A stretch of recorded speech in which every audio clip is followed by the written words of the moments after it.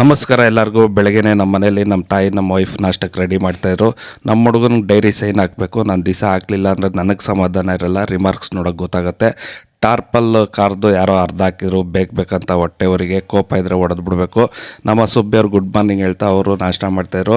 ನಮ್ಮ ಹುಡುಗ ಸ್ಕೂಲಿಂದ ಬಂದ. ಇವತ್ತು ಶನಿವಾರ ಭಾನುವಾರ ನಮ್ಮ ಮನೇಲಿ ಗ್ಯಾಂಗ್ ವಾರ್, ಇವರಿಬ್ಬರು ಜಗಳ ಬಿಡಿಸೋದೇ ಸರಿ ಹೋಗುತ್ತೆ. ಅಷ್ಟೊತ್ತಿಗಾಗಲೇ ಸಾಯಂಕಾಲ ಆಗಿತ್ತು. ನಮ್ಮ ತಾಯಿಯವ್ರಿಗೆ ಮೆಡಿಸನ್ ಎಲ್ಲ ತೊಗೊಂಡು ನಮ್ಮ ಮೊಬೈಲ್ ಅಂಗಡಿಗೆ ಹೋದೆ. ಐಫೋನ್ 7ಗೆ ಹಿಂದೆ ಚಾರ್ಜಿಂಗ್ ಪೋರ್ಟಲ್ ಧೂಳು ಕೂತಿತ್ತು, ಅದನ್ನೆಲ್ಲ ಕ್ಲೀನ್ ಮಾಡಿಕೊಟ್ರು. ಅವ್ರಿಗೆ ಈಸ್ಕೊಂಡು ಅಲ್ಲಿಂದ ನಮ್ಮ ಸ್ಪೀಕರ್ ಅಂಗಡಿಗೆ ಬಂದೆ. ನಮ್ಮ ಆಟೋದವ್ರು ಕಂಡ್ರೆ ನಮ್ಗೆ ಮಾಮೂಲಿ ಇಷ್ಟ ಅಲ್ವಾ, ಅವ್ರು ಲೈಟಿಂಗ್ ಎಲ್ಲ ತೊಗೊಂಡು ಎಲ್ಲ ಹೊಸದು ಹಾಕ್ತಾಯಿದ್ರು. ಸರಿ, ಚೆನ್ನಾಗಿತ್ತು ಗಾಡಿ ಹೊಸದು.